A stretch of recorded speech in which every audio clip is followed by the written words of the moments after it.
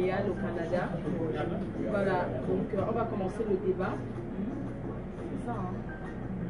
On va bientôt commencer. On attend le Galactique qui est là, qui va commencer. Parfait. Bonsoir, mesdames. Bonsoir. Alors, nous sommes venus ce soir. Chez Joe Traiteur. Et c'est cette somptueuse place, beau restaurant, que vous connaissez certainement à travers la PDG canadienne, qui nous a souvent fait découvrir à travers ses directs de restaurant. Ouais. Un cadre très beau. Volume, pas il ne doit pas trop s'éloigner. Ok, c'est ça. Alors, on a l'honneur de recevoir la PDG internationale qui est à Montréal pour un événement qui d'ailleurs est lié au thème de cette table ronde. Alors, en réalité, avant de présenter tout, je passerai la parole à tout le monde, mais avant cela, je veux dire pourquoi est-ce que véritablement nous sommes réunis ici ce soir. C'est par rapport justement à la femme. Vous savez, chaque année, la Journée internationale de la femme est célébrée. Et chaque année, justement, l'UNESCO accorde un thème pouvant, toujours dans le but d'essayer de faire savoir aux gens ce que justement la femme, qu'est-ce que la femme fait dans notre société. Et pour cela, cette année, le thème justement est, je l'ai dit d'ailleurs, quel impact ces femmes qui sont des activistes, quel impact ces femmes ont sur nos vies. Et justement, on va débattre là-dessus à travers quelques petites questions qu'on va poser à nos panélistes. Et chacune d'elles va évoquer justement ce qu'elle pense de l'activisme.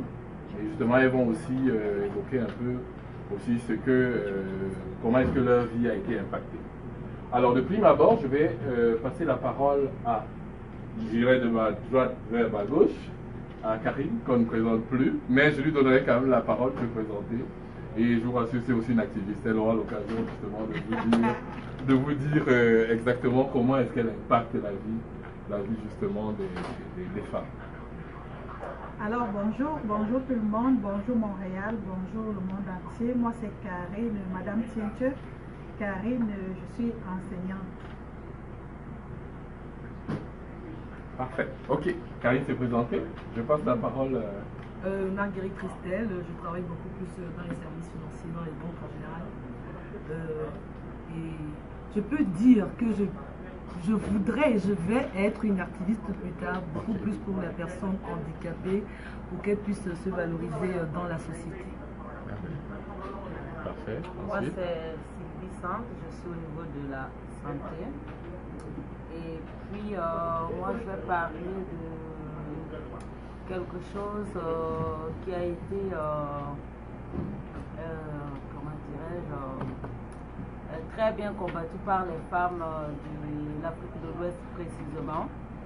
Et ça va être du côté de l'excision. Je suis Espérance, épouse Njemi. Je suis activiste déjà parce que je suis en voie de pouvoir aider beaucoup les enfants qui tombent dans la rue. Surtout leur donner une seconde chance d'intégrer une famille. Comptable de matière à la base. Merci. Parfait. Moi c'est Mimi Carole Kamna. Je viens du Nouveau-Brunswick, je suis infirmière immatriculée. Je suis là pour soutenir ce que Marco fait.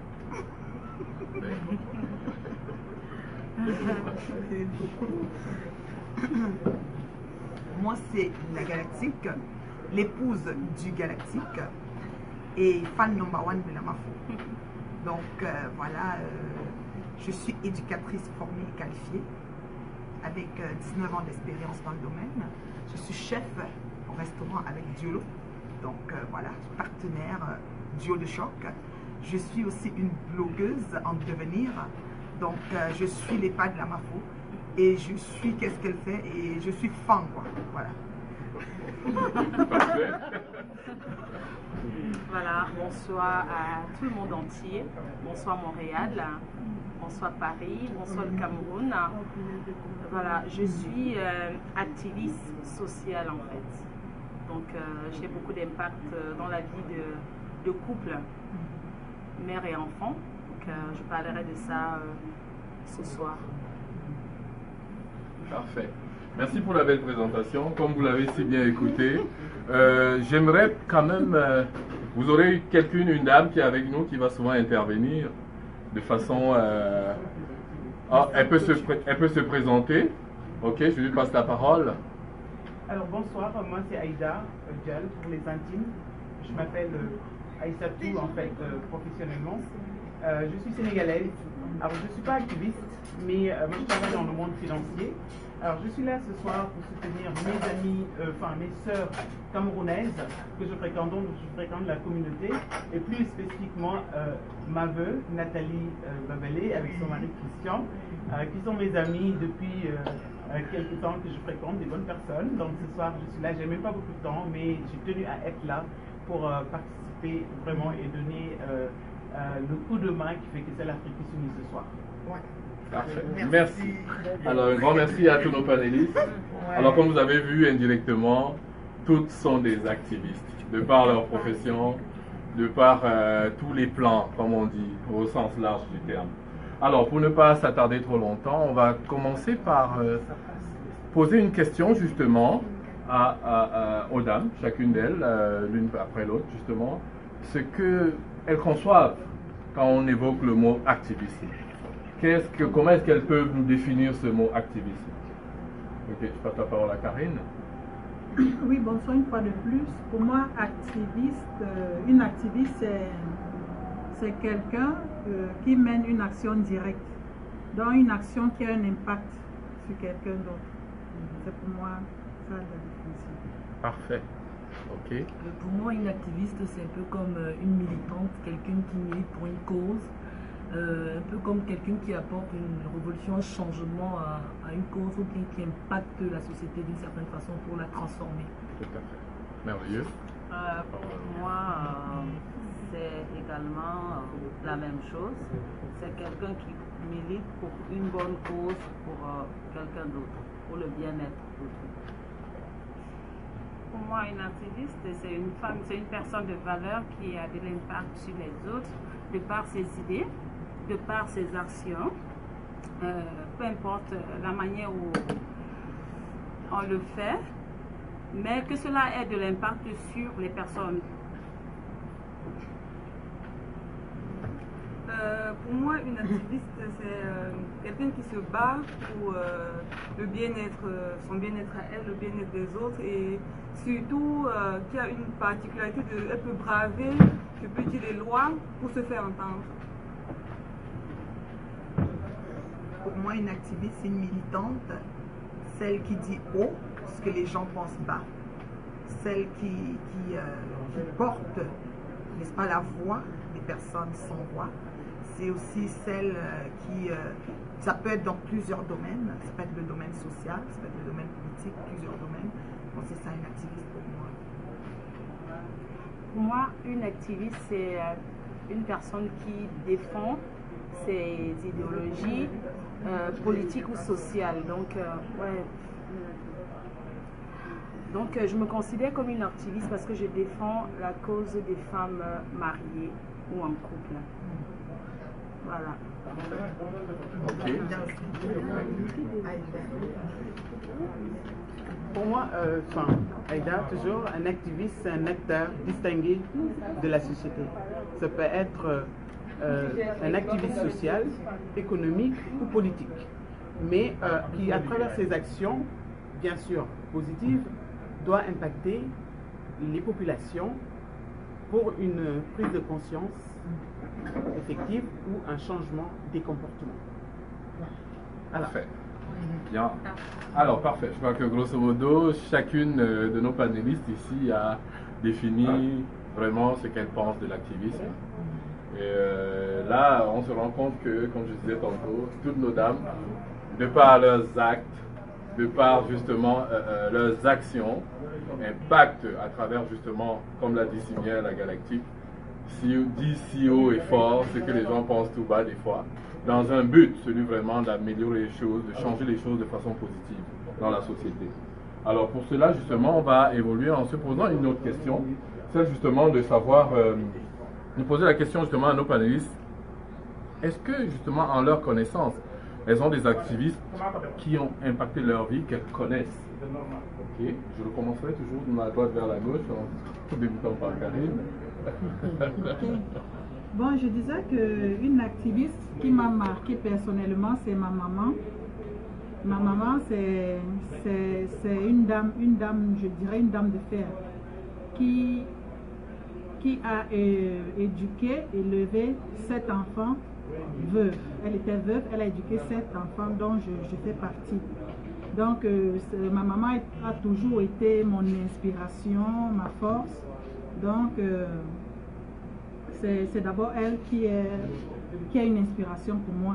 Deuxièmement, je dirais toute femme qui pose un acte positif, qui impacte la vie de quelqu'un d'une façon positive, est une activiste. Je dirais que moi, d'ailleurs, je suis une activiste. Ouais, je voudrais préciser à travers l'organisme des Dames de Cœur. Des Dames de Cœur. Tout à fait. J'en parlerai tout à l'heure. Tout à fait, on aura l'occasion. Parfait. Pour moi, je dirais qu'il y a par exemple Tabela qui est une Camerounaise. Okay. Si je ne me trompe pas, elle était d'abord pilote et aussi la première femme à être journaliste au Cameroun, si je ne me trompe pas. Pour moi, cette femme, comment je peux dire, elle a impacté ma vie dans une certaine mesure, à savoir, quand je regardais avant la télé, bon, je me disais toujours que, oh, mais je voudrais connaître la magie quand tu étais petite qui se passait en arrière, qu'est-ce qu'il y avait et tout. Et pour moi, c'était qu'à l'époque, les femmes étaient vraiment peu représentées. Et quand j'ai vu que cette femme s'était battue déjà pour faire partie de ce monde qui était comme, à l'époque, un peu plus réservé à la gente masculine, moi j'ai dit, waouh, c'était quelque chose de formidable. Et moi aussi, comme j'aime toujours, bon, je vais m'expliquer, raconter tout, whatever, là, je me disais que je vais faire le droit, je vais faire ceci, je vais faire cela, aussi pour me démarquer de la société. Parce que le Seigneur, comme il crée toujours toutes les choses belles, je le bénis par exemple de m'avoir créé tel qu'il m'a créé. Et moi je me disais qu'à mon niveau, comment est-ce que je pourrais faire pour impacter les personnes qui sont comme moi, avoir beaucoup de courage et avoir ce plaisir de pouvoir s'exprimer, de pouvoir, comment je peux dire ça, se démarquer dans la société. Donc c'est un peu ce que je peux dire pour le moment. Parfait, c'est merveilleux. Wow. Alors je passe la parole à Sylvie.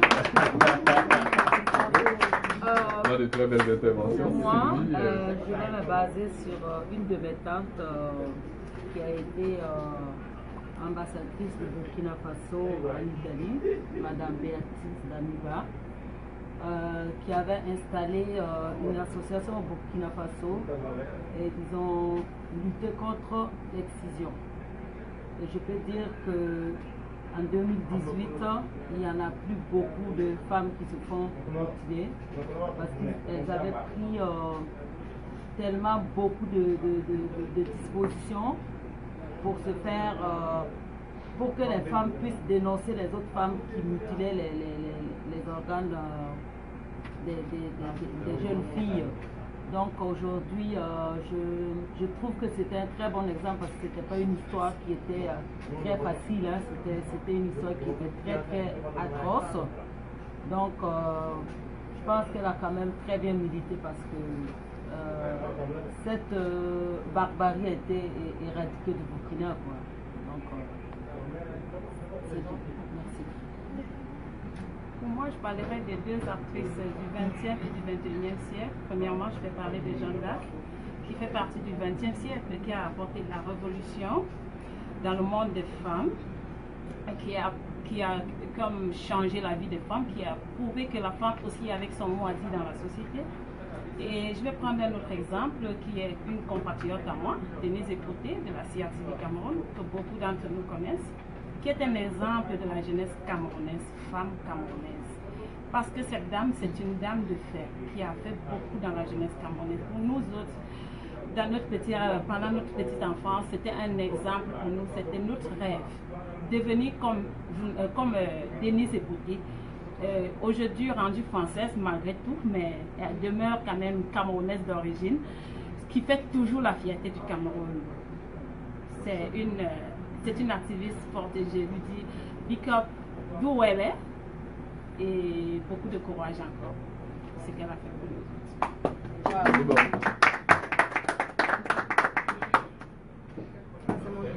Oui. Ah, ok. Bon, pour être honnête, jusqu'à hier, j'avais jamais réfléchi ou pensé le mot activiste parce que ma vie me pose la question.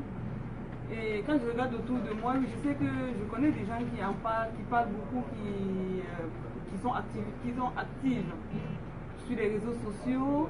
Mais la seule que j'ai connue jusqu'alors et que je sais ce qu'elle raconte, c'est ma fille. C'est mon exemple de parler de moi.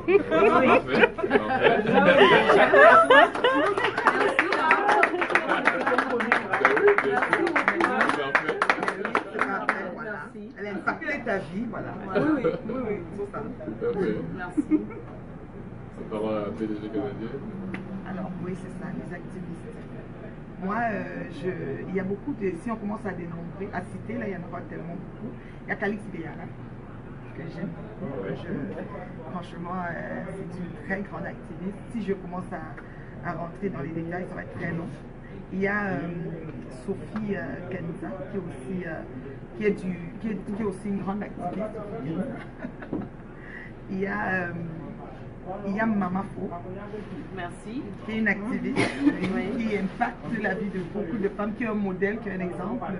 Et vraiment, des fois, je me dis, mettre ses chaussures, marcher sur ses pas et vivre ce qu'elle a vécu pour mieux la comprendre, c'est un peu difficile pour beaucoup de gens. Et moi, je vis à demi-mot un peu ce genre d'harcèlement et je la comprends trop bien, vous comprenez? Donc, pour moi, c'est une femme qui impacte beaucoup, qui sait nous faire rire, qui est humoriste. Je ne sais même pas si activiste, c'est assez. Il n'y a pas le mot, quoi. Donc, c'est ça, elle a plusieurs casquettes, c'est pour ça que je l'aime beaucoup, quoi. Donc, voilà, je vais citer juste ceux-là parce que si on commence la liste, ça va être très long. Parfait. Waouh. Voilà. Voilà, je me considère comme activiste. Hein. Donc, je vais d'abord citer Calix Béala, que j'aime beaucoup. Je vais citer aussi la dame du Baoba, là. Mamouchka du Baoba, qui est une activiste politique. Hein. Voilà, que j'aime beaucoup aussi, mais elle parle de la politique. Et je me définis moi-même comme une activiste parce que j'impacte la vie de beaucoup de couples, mères, enfants et toutes les causes que je défends. Voilà, c'est-à-dire que moi je défends les femmes mariées en détresse, les femmes en couple. Voilà, donc j'ai toujours défendu les femmes mariées, les femmes en couple. Je les défends contre les maîtresses.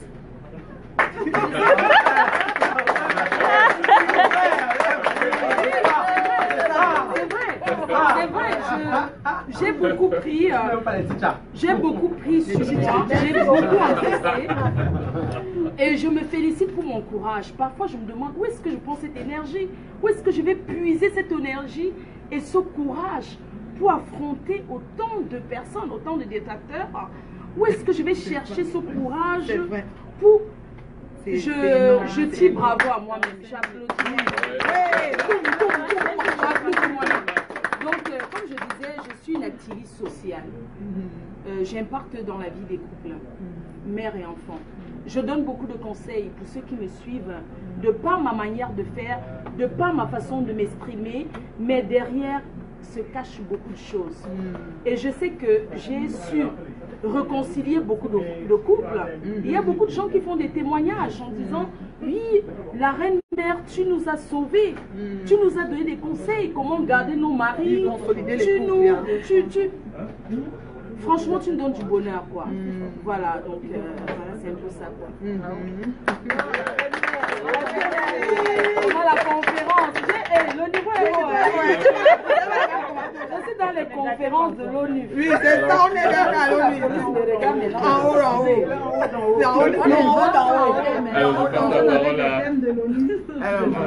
Moi, les activistes, en fait, je ne suivais pas trop ça.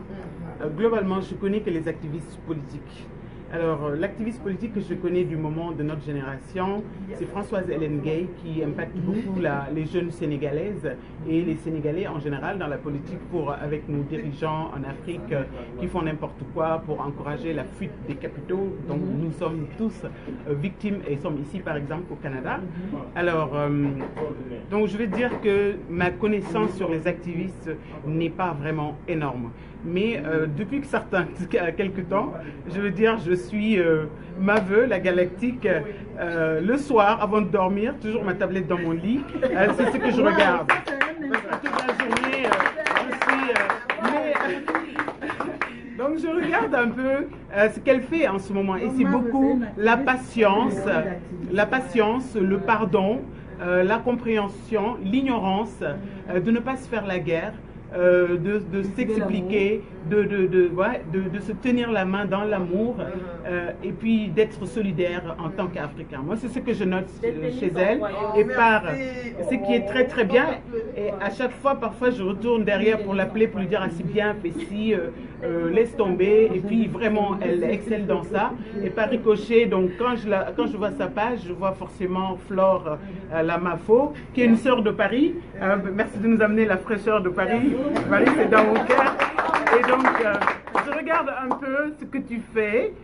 Vraiment, j'écoute pas tout, c'est vrai. Mais ce que j'ai vu hier soir, c'est l'igname que tu as sorti du congélateur. Et ça, j'ai trop rigolé là-dedans tellement. Mais vraiment, c'est très bien ce que tu fais par rapport au couple. Hein, tu sais, parce que les couples, souvent, en général, ils ont des problèmes. Moi, j'étais mariée avant, divorcée. Mais en fait, ce qui manque, c'est la personne, l'acteur principal qui peut parler aux deux en étant neutre. La personne que les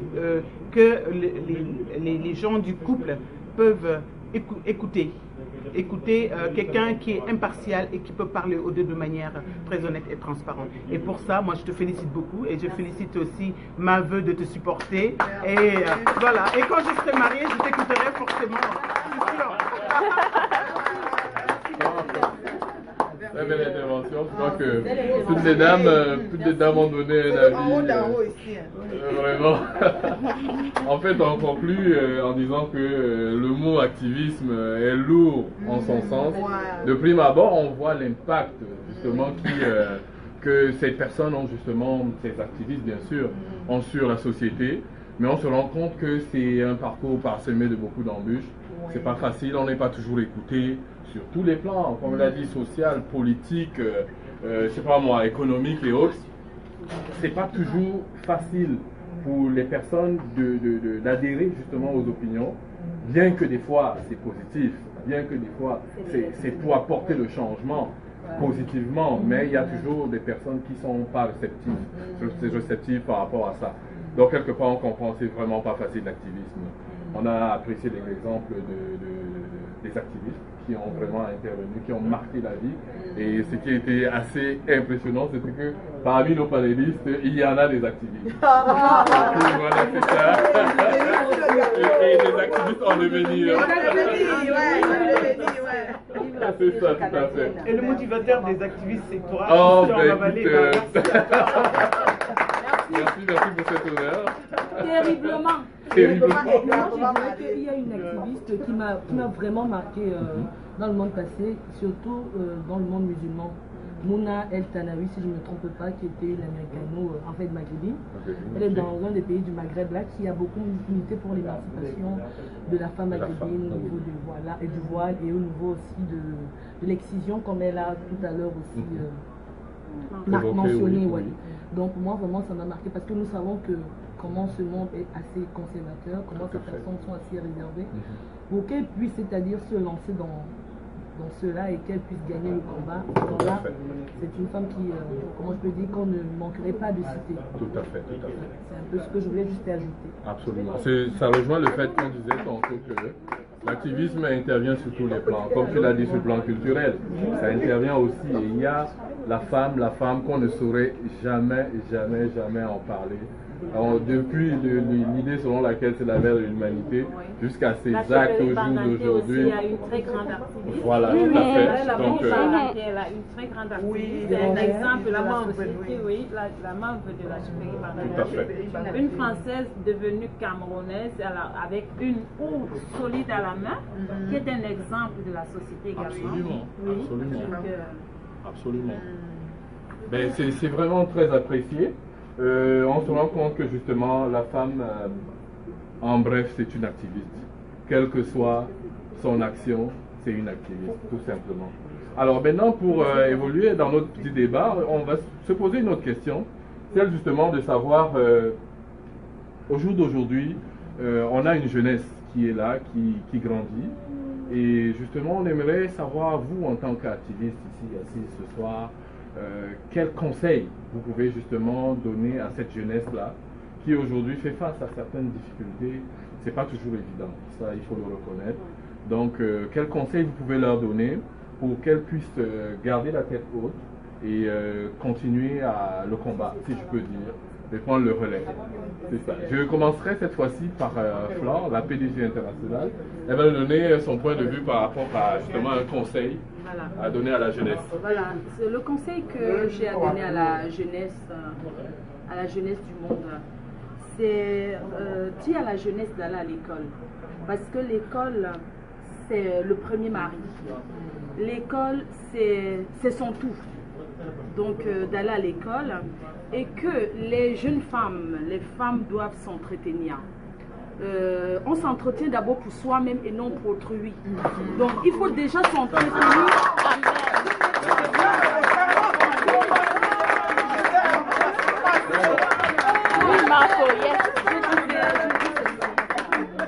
Passer un conseil à la femme en disant, la femme doit d'abord prendre soin de soi pour soi-même.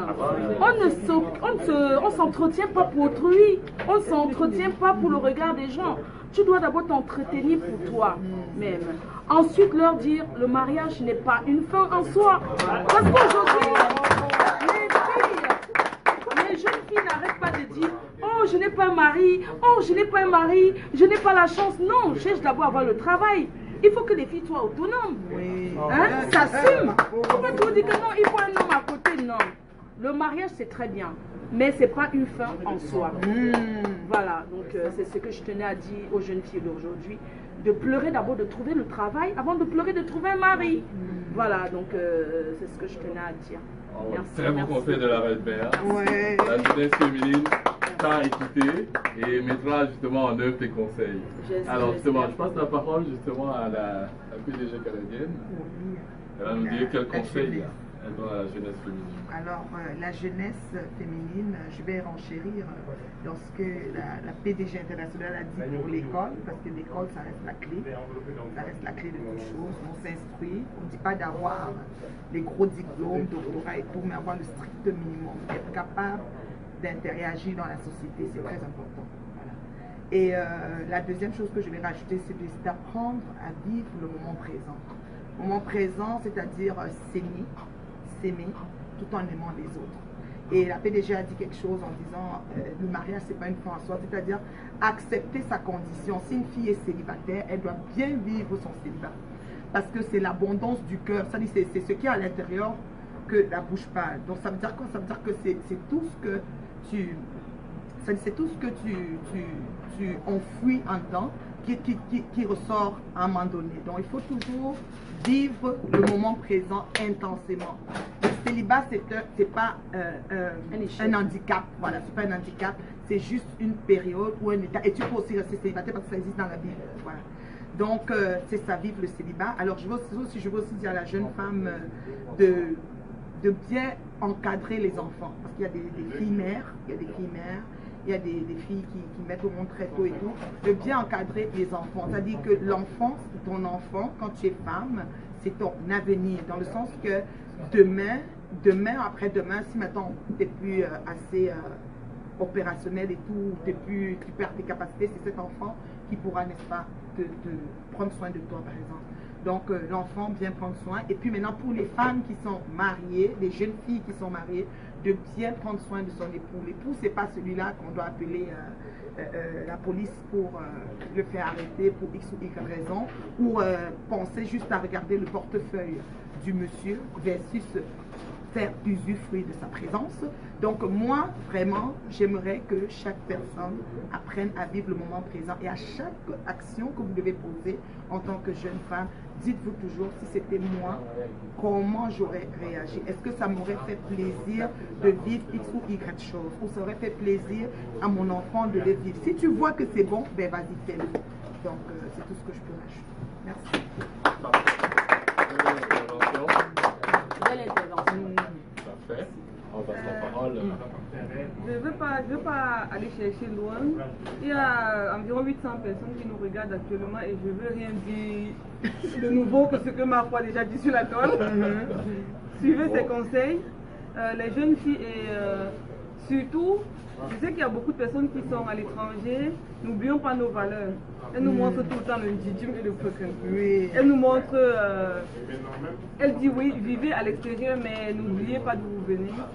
Et je pense que c'est la meilleure façon de vivre, de combiner les deux sans pourtant s'égarer. Ouais, tout à fait. Donc, aux jeunes filles qui nous écoutent, allez à l'école, mais surtout, restons nous-mêmes. Voilà, c'est ça.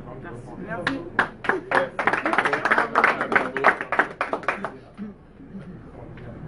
Oui, bonsoir une fois de plus.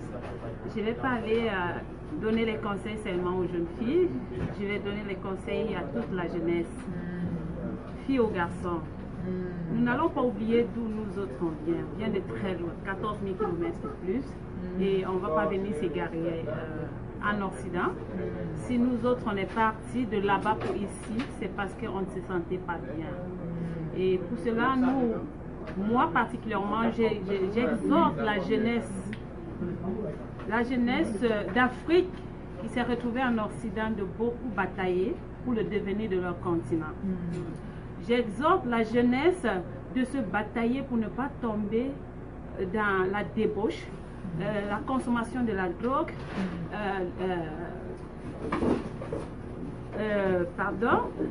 la consommation de la drogue, l'homosexualité et autres, que les femmes camerounaises en particulier et les femmes d'Afrique par ailleurs, qu'elles n'oublient pas toujours de nous d'inculquer à leurs enfants les valeurs qu'elles ont eues elles-mêmes à leur tendre jeunesse. Je vais m'arrêter là pour donner l'occasion aux autres de parler aussi. Merci. Merci. Bravo. Merci. Bravo. Moi, qu'est-ce que j'ai à donner comme conseil aux jeunes filles? C'est d'abord d'aller à l'école, d'être très très indépendante, de persévérer et surtout ne jamais baisser les bras.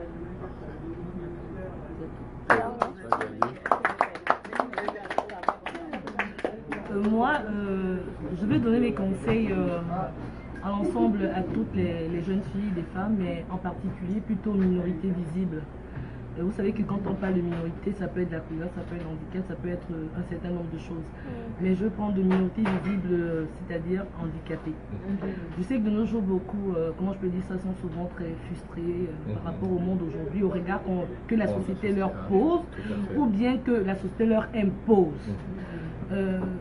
Je bénis le Seigneur pour moi parce que j'ai grandi dans un environnement où j'étais entourée tellement d'amour et je n'ai pas connu des frustrations même un seul jour de ma vie, que ça soit de mes parents, de mes amis, je n'ai pas connu, mais moi je voyais plutôt les autres qui le vivaient et moi plutôt j'ai toujours dit que je vais militer pour cela, pas pour leur dire que c'est juste comme une malformation physique, c'est pas ton cerveau qui t'a été ôté.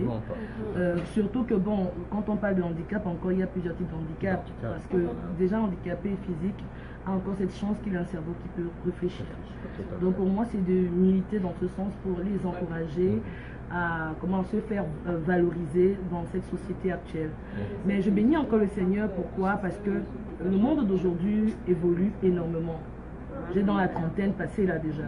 Quand je vois, quand j'étais au primaire et maintenant, je vois que quand même, il y a quand même un certain changement au niveau du regard que porte la société sur ces personnes.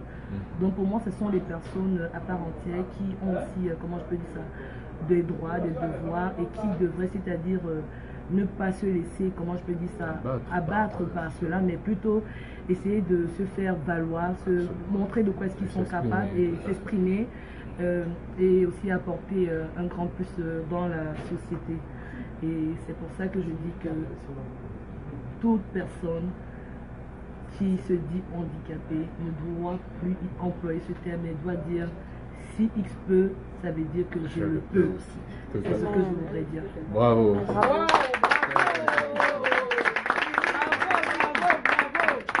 Diamant jaune.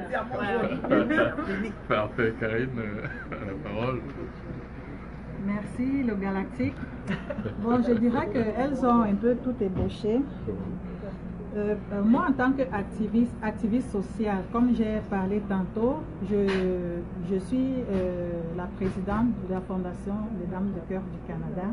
Donc, nos objectifs, c'est particulièrement la jeune fille, à scolariser la jeune fille, à encourager la jeune fille à aller à l'école.